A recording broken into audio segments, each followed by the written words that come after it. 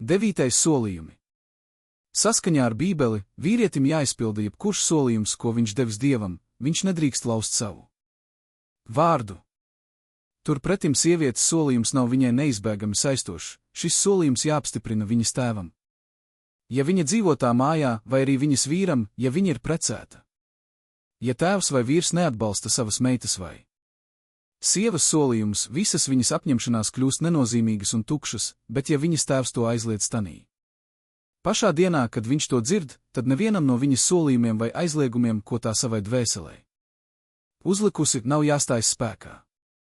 Ikvienu īpašu solījumu un ikatru solījumu, ko vien viņa zvērēdama sev aizliegusi pašapvaldīšanās nolūkā, viņas vīrs var pieļaut vai arī atcelt. 4. Mūzes 30, 2-15. Kādēļ gan sievietes dotais vārds viņai nav saistošs pats par sevi? Atbilde ir vienkārša, tādēļ, ka līdz kāzām viņa ir sava tēva īpašums, bet pēc kāzām sava vīra īpašums. Tēva vara pār savu meitu bija tik neierobežota, ka, ja viņš to vēlētos, viņš meitu varētu pat pārdot. Rabīnu sacerējumos norādīts, vīrietim ir atļauts pārdot savu meitu, bet sievietei tas nav atļauts. Vīrietis drīkst sadarināt savu meitu, bet sieviete to nedrīkst. 17. Rabīnu literatūrā arī minēts, ka precības simbolizē tēva varas nodošanu vīram. Precības padarot sievieti par vīra neaizskaramu īpašumu. Kā redzams, sieviete tiek uzskatīta par kāda cita īpašumu un nevar dot nekādus solījumus, ko neapstiprina viņas īpašnieks. Ir vērts piebilst, ka šīm Bībeles norādēm par sievietes solījumiem ir bijušas negatīvas atskaņas jūdu kristiešu tradīcijā līdz pat 20. gadsimta sākumam. Precētai sievietei rietumu pasaulē nebija juridiska statusa, nevienai viņas rīcībai nebija juridiskas nozīmes. Viņas vīrs varēja anulēt jebkuru līgumu, darījumu vai vienošanos, ko viņa bija noslēgusi. Sievietes rietumu pasaulē, ko varam uzskatīt par lielāko jūdu kristiešu tradīcijas mantinieci, nevarēja noslēgt saistošu līgumu tāpēc, ka faktiski viņas bija kāda cita īpašums. Gandrīz 2000 gadu rietumu sievietes ir cietušas šo Bībeles norādījumu dēļ. 18. Islāmā katra muslima, gan vīrieša, gan sievietes, dotais solījums ir viņam saistošs. Nevienam nav tiesību atcelt kāda cita solījumu. Ja kāds, vīrietis vai sieviete, dod svinīgu zvērestu, bet viņam neizdodas to izpildīt, šī vaina jāizpērk saskaņā ar Kurāna norādījumu, God will call you to account for your deliberate oaths for expiation fed 10 indigent persons on a scale of the average for the food of your families or clothe them or give a slave his freedom. If that is beyond your means, fast for 3 days. That is the expiation for the oaths you have sworn. But keep your oaths. 5:89. Pravieša Muhamada līdzgaitnieki, gan vīrieši, gan sievietes, mēdza dot savus uzticības zvērestus pašam pravietim. Sievietes gluži tāpat kā vīrieši neatkarīgi nāca pie viņa un deva zvērestu, o prophet. When believing woman come to you to make a covenant with you that they will not associate in worship anything with God, nor steal, nor fornicate, nor kill their own children, nor slander anyone, nor disobey you in any just matter, then make a covenant with them and pray to God for the forgiveness of their sins. Indeed God is forgiving and most merciful. 60:12. Vīrietis nevarēja zvērēt savas meitas vai sievas vietā, tāpat viņš arī nevarēja atcelt savu radinieču dotos solījumus. 10. Sievas īpašums. Visas 3 mūsu aplūkojamās reliģijas ir stingri pārliecinātas par laulības un ģimenes dzīves nozīmīgumu. Tāpat tās ir vienisprātis par vīra vadošo lomu ģimenē. Tomēr starp tām pastāv acīm redzamas domstarpības par šīs vadīšanas robežām. Jūdu kristiešu tradīcijā atšķirībā no islāma vīra vadošā loma īstenībā sniedzas līdz pat vīra īpašumtiesībām pār sievu. Jūdu tradīcija attiecībā uz vīra un sievas lomām sakņojas pārliecībā, ka sieva ir vīra īpašums gluži tāpat kā viņa īpašums ir viņa vergs. 19. Šī pārliecība ir cēlonis likumos par laulības pārkāpšanu, vērojamajiem dubultstandartiem un atļaujai vīram anulēt sievas solījumus. Tāpat arī šī pārliecība ir Pamatā tam, ka sievai ir liekta jebkāda kontrole pār viņas īpašumu un pašas nopelnīto. Tiklīdz kā jūdu sieviete apprecējās, viņa pilnīgi zaudēja visas tiesības uz savu īpašumu un nopelnīto, un šīs tiesības ieguva viņas vīrs. Jūdu rabīni apgalvoja, ka vīra tiesības uz sievas īpašumu ir pamatotas ar faktu, ka pati sieva kļūst par vīra īpašumu, vai gan tas, ka kāds ir ieguvis savā īpašumā sievieti, uzreiz arī nenozīmē, ka viņš ir ieguvis īpašumā arī šai sievietei piederošo, un, ja viņš ir ieguvis sievieti, vai viņam nebūtu jāiegūst arī viņas īpašums. 20 līdz ar to laulības pat bagātāko sievieti būtībā atstāja bez graša pie dvēseles. Talmuds sievas finansiālo stāvokli apraksta šādi, kā gan sievietei kaut kas varētu piederēt, ja viss, kas ir viņas, pieder viņas vīram, kas ir viņa, pieder viņam, kas ir viņas, arī tas pieder viņam. Viņam pieder arī tas, ko viņa nopelnījusi vai atradusi uz ielas. Visi mājsaimniecības priekšmeti, pat maizes drupatas uz galda, pieder viņam. Ja viņa ielūgtu savā namā viesi un dotu tam ēst, viņa tajā brīdī zaktu no sava vīra. San 71a git 62a. Īstenībā jūdu sievietes īpašums bija paredzēts, lai piesaistītu preciniekus. Jūdu ģimene piešķīra savai meitai daļu no tēva īpašuma, un šī daļa laulību gadījumā kalpoja kā pūrs. Tieši šī vajadzība pēc pūra padarīja meitas par tēvam nevēlamu nastu. Tēvam bija jāuzaudzina sava meita, un tad, gatavojoties laulībām, jānodrošina viņa ar lielu pūru. Meitene jūdu sabiedrībā nozīmēja zaudējumus, nevis ieguvumus. Jeb bilances valodā runājot, viņa bija pasīvs, nevis aktīvs. 21. Tas arī izskaidro, kādēļ meitas piedzimšana senajā jūdu sabiedrībā netika svinēta, skat nodaļu apkaunojošās meitas. Pūrs bija kāzu dāvana, ko pasniedza līgavainim uz nomas nosacījumiem. Vīrs varēja rīkoties kā pūra īpašnieks, bet nedrīkstēja to pārdot. Līgava zaudēja jebkādu kontroli pār pūru laulības noslēgšanas brīdī. Bez tam viņas sagaidīja, ka viņa pēc kāzām strādās, un tad viss viņas nopelnītais nonāca vīra rokās kā samaksa par viņas uzturēšanu, kas bija vīra pienākums. Savu īpašumu sieva varēja atgūt tikai 2 gadījumos: pēc šķiršanās vai pēc vīra nāves. Ja sieva nomirtu pirmā, tad vīrs mantotu viņas īpašumu, bet ja nomira vīrs, sieva atguva savu pirmslaulību īpašumu, bet viņai nebija tiesību mantot kaut vai daļu no paša nelaiķa vīra īpašuma. Vēl jāpiemetina, ka arī līgavainim bija jāpasniedz kāzu dāvana savai līgavai, tomēr arī šai gadījumā viņš kļuva par šīs dāvanas īsto īpašnieku tik ilgi, kamēr vien viņi bija precējušies. 22. Kristietība līdz pat nesenam laikam sekoja šai pašai jūdu tradīcijai. Gan reliģiskās, gan civilās. Amatpersonas kristīgajā Romas impērijā pēc Konstantīna pieprasīja laulību līgumu par īpašumtiesībām kā noteikumu laulības atzīšanai. Ģimenes savām meitām deva aizvien lielākus pūrus, kā rezultātā vīrieši centās apprecēties agrāk, bet ģimenes atlika savu meitu laulības vēlāk, nekā tas bija parasts agrāk. 23. Saskaņā ar kanoniskajām tiesībām, sievietei bija tiesības atgūt savu pūru, ja laulība tika anulēta, izņemot, ja viņa bija pārkāpusi laulību. Šajā gadījumā viņa zaudēja tiesības uz pūru, un tas palika viņas vīra rokās. 24. Gan pēc kanoniskā likuma, gan civillikuma precētai sievietei kristīgajā Eiropā un Amerikā līdz pat 19. gadsimta beigām un 20. gadsimta sākumam nebija nekādu īpašumtiesību. Piemēram, Angļu likumdošanā sieviešu tiesības tika apkopotas un izdotas 1632. gadā. Šajās tiesībās tika iekļauts, ka tas, kas ir vīra, pieder viņam. Tas, kas ir sievas, pieder vīram. 25. Līdz ar kāzām sieviete zaudēja ne tikai savu īpašumu, bet arī savu individualitāti. Nevienai viņas rīcībai nebija juridiska svara. Ja viņa kaut ko pārdeva vai dāvināja, vīrs to visu varēja atcelt, jo tam nebija saistoša likumīga spēka. Cilvēku, kurš bija noslēdzis ar sievieti līgumu, uzskatīja par kriminālu noziedznieku, viņš bija piedalījies krāpšanā. Bez tam sieviete nevarēja savā vārdā nevienu iesūdzēt tiesā, nedz arī pati varēja tikt iesūdzēta.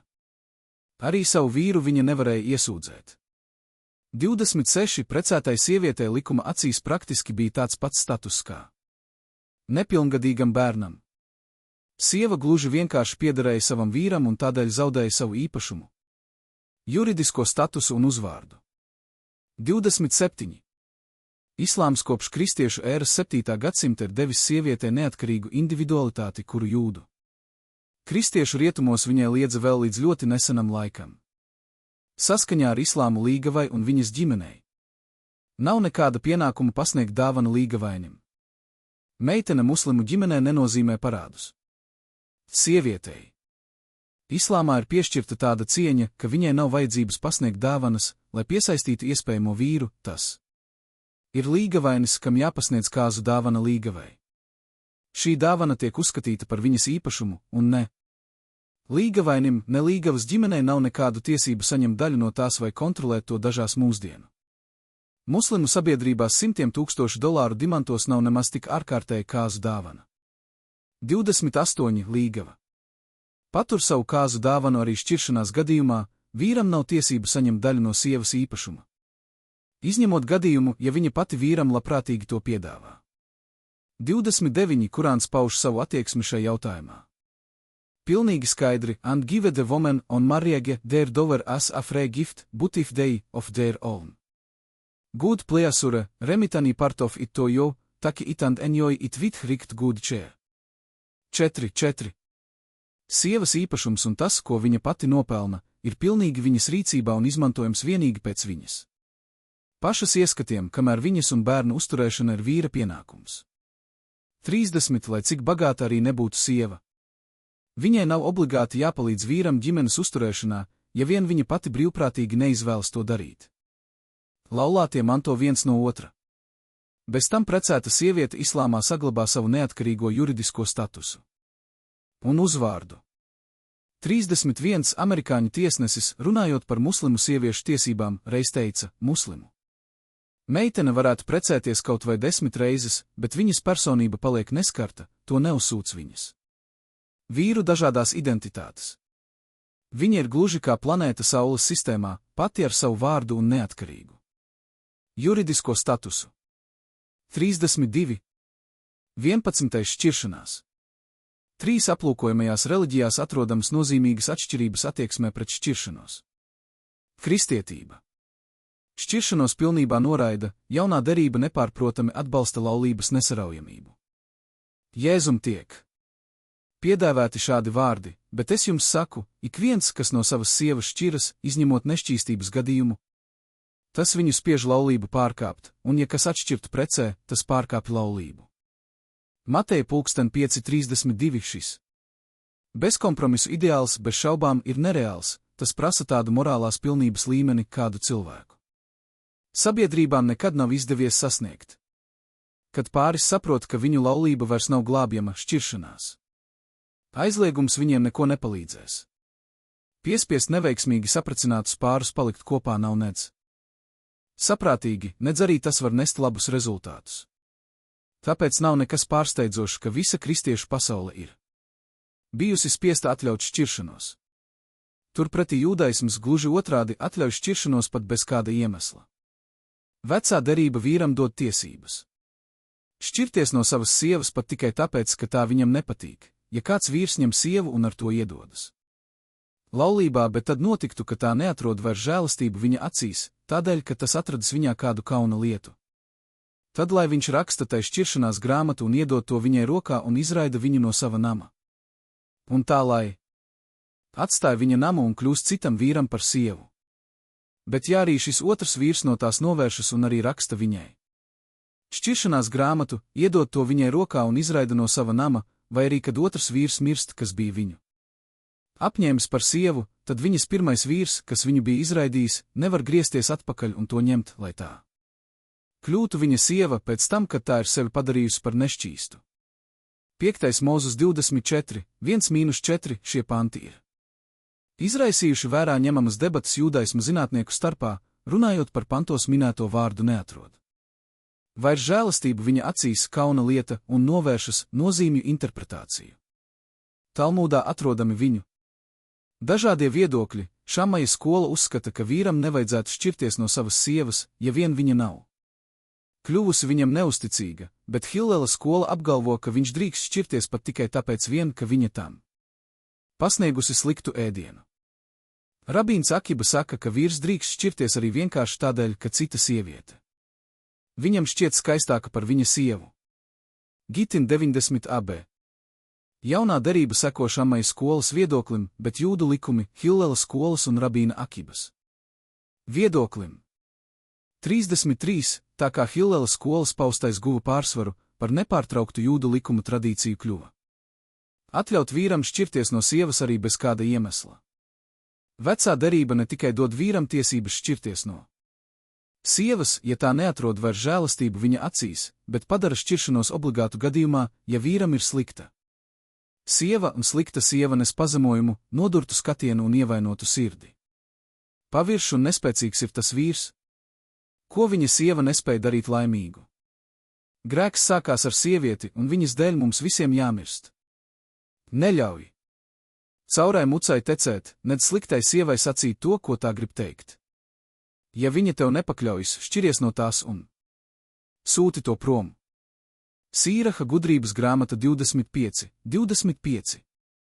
Talmudā minētas vairākas sievas rīcības, kas šķiršanos no viņas padara par vīra obligātu pienākumu. Ja viņa ēda uz ielas, ja viņa nesātīgi dzēra uz ielas, ja viņa zīdīja bērnu uz ielas, katrā no šiem gadījumiem Rabīns Mērs saka, ka viņai jāatstāj savs vīrs. Git 89 a saskaņā ar Talmudu obligāti jāšķiras. Arī no neauglīgas sievas, tādas, kurai 10 gadu laikā nav piedzimis bērns, mūsu rabīni mācīja, ja vīrs paņēma sievu un dzīvoja ar viņu 10 gadus, bet viņa nedzemdēja bērnu, tad viņam no tās jāšķiras. Jeb 64a. Sieva pēc jūdu likuma šķiršanās procesu nevar uzsākt, tomēr viņa var pieprasīt šķiršanās tiesības tiesā. Gadījumā, ja viņai ir nopietns iemesls.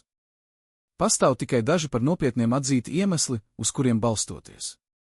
Sieva var prasīt šķiršanos, ja vīram ir fiziski defekti vai ādas slimība, ja viņš nepilda laulības pienākumus. Tiesa var atbalstīt sievas prasību pēc šķiršanās, bet tā nevar šķirt laulību, to var izdarīt vienīgi vīrs, dodot savai sievai šķiršanās apliecību, šķiršanās grāmatu. Tiesa varēja piespriest vīram pēršanu ar pletni, uzlikt viņam naudas sodu vai cietumsodu vai izslēgt viņu no jūdaisma, lai piespiestu viņu dot šķiršanās apliecību savai sievai. Tomēr, ja vīrs bija pietiekami ietiepīgs, viņš varēja atteikties atbrīvot sievu un turēt viņu saistītu bezgalīgi ilgi. Vēl ļaunāk, viņš varēja pamest viņu, nedodot viņai šķiršanās apliecību, tādējādi atstājot viņu ne precētu, ne šķirtu. Tādā gadījumā viņš var precēt citu sievieti vai pat dzīvot kopā ar neprecētu sievieti, un viņiem var būt bērni, pēc jūdu likuma, šie bērni tiks uzskatīti par likumīgiem. Tikmēr pamestā sieva nedrīkst precēties ar citu vīrieti, jo juridiski viņa joprojām ir precēta. Viņa nevar arī dzīvot kopā ar citu vīrieti, jo tādā gadījumā viņa tiks uzskatīta par laulības pārkāpēju, viņas bērni būs nelikumīgi vēl 10 paudzēs. Sievieti šādā stāvoklī sauc par agunah, jeb saistīto. 34. Pašlaik ASV ir apmēram 1000 līdz 1500 jūdu sieviešu, kuras ir agunot, daudzskaitlis no agunah, bet Izrēlā tādu ir pat 16 000. Vīri var izspiest $1000 no savām sievām ķilniecēm pirms dot tām šķiršanos. 35. Islāma pozīcija šķiršanās jautājumā ir pa vidu starp kristietību un jūdaismu. Laulība islāmā ir svēta saite, kurai nevajadzētu tikt sarautai citādi kā vien nepārvaramu iemeslu dēļ. Pāriem tiek ieteikts meklēt visus iespējamos līdzekļus, kad viņu laulības ir apdraudētas, pie šķiršanās vajadzētu ķerties tikai tad, ja citas izejas vairs nav. Īsi sakot, islāms atzīst šķiršanos, tomēr atrunā no tās visos iespējamos veidos. Vispirms aplūkosim šo šķiršanās atzīšanu. Abiem partneriem ir tiesības pārtraukt laulību. Vīram ir dotas Tiesības uz tālāku šķiršanos, bez tam, atšķirībā no jūdaisma, arī sievietei ir tiesības šķirt laulību procesā. Ko dēvē par khula? 36. Ja vīrs ir tas, kurš uzsāk laulības šķiršanu, viņš nevar atgūt neko no kāzu dāvanām, ko viņš devis savai līgavai. Kurāns kategoriski aizliedz vīram šķiršanās gadījumā ņemt atpakaļ savas kāzu dāvanas, lai cik dārgas vai vērtīgas šīs dāvanas arī nebūtu. But if you decide to take on a wife in place of another, even if you had given the latter a whole treasure for dover, take not the least bit of it, but would you take it be slander and a manifest wrong? Pulksten 4:20. Ja tā ir sieva, kas izvēlējusies šķirt laulību, viņa var atdot savu kāzu dāvanu atpakaļ vīram. Šai gadījumā atdošana ir godīga kompensācija vīram, kurš grib palikt kopā ar savu sievu, bet viņa izvēlas to atstāt. Kurāns norāda muslimu vīriešiem neņemt atpakaļ savas kāzu dāvanas, ko tie devuši sievām. Izņemot gadījumu, ja pati sieva ir uzsākusi šķiršanos, it is not lawful for you, men, to take back any of your gifts except when both parties feared that they would be unable to keep the limits ordained by Allah. There is no blame on either of them if she gives something for her freedom. These are the limits ordained by Allah, so do not transgress them. Pulksten 2:22-9. Reiz pie pravieša Muhameda atnāca sieviete, kas vēlējās šķirt savu laulību. Viņa pateica pravietim, ka viņai nevar pateikt neko sliktu par vīra raksturu vai uzvedību. Viņas vienīga problēma bija, ka viņai vīrs vienkārši tik ļoti nepatika, ka viņa nespēja vairs ilgāk dzīvot ar viņu.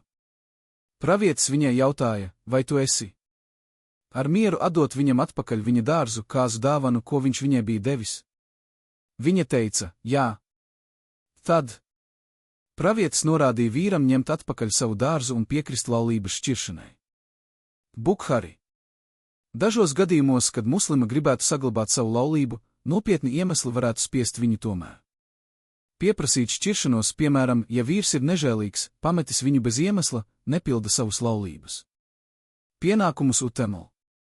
Šajos gadījumos islāma tiesa laulību šķir. 37. Īsi sakot, islāms dod muslimai dažas tiesības, kurām nav iepriekšēja precedenta. Viņa var šķirt laulību caur khula, un viņa var iesniegt tiesā prasību šķirt laulību. Viņa nevar tikt pieķēdēta pie sava nepakļāvīgā vīra. Tieši šīs tiesības vilināja jūdu sievietes, kas dzīvoja agrīnajās islāma sabiedrībās kristiešu ēras 7. gadsimtā censties dabūt šķiršanās apliecības no saviem vīriem islāma tiesās. Rabīni šīs apliecības pasludināja par nenozīmīgām un spēkā nēsošām. Lai pārtrauktu šo praksi, rabīni jūdu sievietēm piešķīra jaunas tiesības un privilēģijas, censdamies mazināt islāma tiesu pievilcību. Jūdu sievietēm kristiešu zemē šādas privilēģijas nedeva, jo tur spēkā esošais romiešu šķiršanās likums nebija pievilcīgāks par jūdu likumu. 38. Tagad pievērsīsimies tam, kā islāms atrunā no šķiršanās. Islāma pravietis ticīgajiem teica, ka starp visas atļautās darbības laulības šķiršana ir Dieva visvairāk ienīstā. Abu Davūd sunna tulkotāju. Piezīme, nozīme, protams, laba, bet tas nav autentisks hadīs. Muslimu vīrietim nevajadzētu šķirties no savas sievas tikai tāpēc, ka tā viņam nepatīk. Kurāns norāda: muslimu vīriešiem būt laipniem pret savām sievām, pat ja tās viņiem ir vienaldzīgas vai īsti nepatīk. Live with them your wives on a footing of kindness and equity. If you dislike them, it may be that you dislike something in which Allah has placed a great deal of good. Pulksten 4:19. Pravietis Muhammads deva līdzīgu norādījumu: ticīgam vīrietim nav jāienīst ticīga sieviete. Ja viņam nepatīk kāda viņas iezīme, viņam patīk cita iezīme. Muslim. Tāpat pravietis arī uzsvēra, ka vislabākie muslimi ir tie, kas vislabāk izturas pret savām sievām. Vislabākā ticība ir tiem ticīgajiem, kuriem ir labākais raksturs. Un labākie no jums ir tie, kuri ir labākie pret jūsu sievām. Tirmizi. Tomēr islāms ir praktiska reliģija, un tas atzīst, ka var rasties apstākļi, kad laulība nonāk tuvu sabrukumam. Šādā gadījumā nebūs līdzēts ar vienkāršu padomu būt laipnam un pašsavaldīgam. Ko darīt? Šādā gadījumā, lai glābtu laulību, Kurāns dod dažus praktiskus padomus cilvēkam, vīram vai sievai, kuram jācieš laulātā drauga, sievas vai vīra pārdarījumi. Vīram, kura sievas aplamā uzvedība apdraud laulību, Kurāns sniedz 4 padomus, kas izklāstīti šajos pantos: 8 Hose women on Hose partiju. Fair disloyalty and ill conduct, 1 admonish them, 2 refuse to share their bets, 3 bet them, but if they return to obedience sake not against them means of annoyance, for Allah is most high great. 4 If you fear a break between them, appoint 2 arbiters, one from his family and the other from hers, if they wish for peace, Allah will cause their reconciliation. Pulksten 4:34-35. Vispirms jāizmēģina pirmie 3 padomi, ja tas nelīdz, ir jāmeklē iesaistīto ģimeņu palīdzība. Jāņem vērā, ka saskaņā ar šiem pantiem nepaklausīgās sievas sišana ir tikai īslaicīgi piemērojams pasākums, kas minēts vienīgi kā 3. un pie kā jāķeras vienīgi ārkārtējas nepieciešamības gadījumā, ja ir cerība, ka tas varētu līdzēt ierobežot sievas pārdarījumus. Ja tos izdodas ierobežot vīram, kā skaidri saprotams no iepriekš minētā panta, nekādā gadījumā nav atļauts turpināt izrādīt savu īgnumu pret sievu. Ja arī šis pasākums nav sekmīgs, vīram tik un tā nav atļauts to ilgāk izmantot un jāķeras pie pēdējā līdzekļa centieniem samierināties ar ģimenes palīdzību. Tulkotāja piezīme ar vieglu sišanu tiek saprasta ar plaukstu vai zobu tīrāmo kociņu, misvāku pa sievas dienvidu mīkstumiem. Tā noteikti nav dusmās, nesavaldībā pa seju vai atstājot pēdas vai ievainojumus. Pravietis Muhammads norādīja, ka muslimu vīriem nevajadzētu izmantot šos līdzekļus citādi kā vien ārkārtējos gadījumos, kā piemēram sievas neslēpta izlaidība. Un pat šajos gadījumos sodam vajadzētu būt vieglam, un, ja sieva labojas, vīram nav atļauts turpināt viņai pārmest, gadījumā, ja viņas ir vainīgas. Atklātā netiklībā jūs varat pamest viņu gultas un vēlāk, ja tas nestrādā, dodiet vieglu sodu. Ja viņas ir paklausīgas jums, tad nemeklējiet pret viņām kādu apgrūtinājumu. Tirmizi intasadvei are guilty of open loudness you may leave them alone in their beds and inflict slight punishment. If they are obedient to you, do not seek against them any means of annoyance. Tirmiti. Bez tam pravietis ir nosodījis jebkādu neattaisnojumu sišanu. Dažas muslimu sievas sūdzējās viņam par to, ka vīri tās situši. To dzirdot, pravietis kategoriski paziņoja: tie, kuri dara tā, sit viņu sievas, nav labākie no jums. Abu Dawud sunna, Thosev hodo so bet her vives are not the best among you. Abu Dawud. Tāpat šai vietā dar atcerēties, ka pravietis teicis arī: labākie starp jums ir tāds, kurš ir labākais pret savu ģimeni. Un es esmu labākais starp jums pret savu ģimeni. Tirmizi the best of you is hebho is best to his family, and I am the best among you to me family. Tirmiti. Kādai muslimai vārdā Fātima bint Kais deva padomu neprecēties ar kādu vīrieti, par kuru bija zināms, ka viņš sit sievietes. I went to the prophet and said, Abu Jahm and Muaviyah have proposed to marry me. The prophet, by way of advice, said, as to Muaviyah is very poor and Abu Jahm is accustomed to beating women. Muslim. Jāpiezīmē, ka Talmūds atļauj sievas sišanu kā pārmācību disciplīnas nolūkos. 39 Šāda vīra rīcība netiek ierobežota tikai ārkārtēju gadījumu ietvaros, tādu kā, piemēram, neslēpta izlaidība. Viņam ir atļauts sist savu sievu pat tikai tādēļ, ka viņa atsakās pildīt savus mājsaimniecības pienākumus. Viņam netiek noteikts ierobežojums par vieglu sodu. Vīrs drīkst censties salauzt savas sievas stūrgalvību arī ar pēršanas un badināšanas palīdzību. 40. Sievai, kuras vīra nelāgā uzvedība tuvina laulību sabrukumam, Kurāns dod šādu padomu: if a wife fears cruelty or desertion on her husband's part, there is no blame on them if they arrange an amicable settlement between themselves, and such settlement is best. Pulksten 4:12-8. Šajā gadījumā sieva tiek mudināta censties samierināties ar savu vīru, ar vai bez ģimenes palīdzības.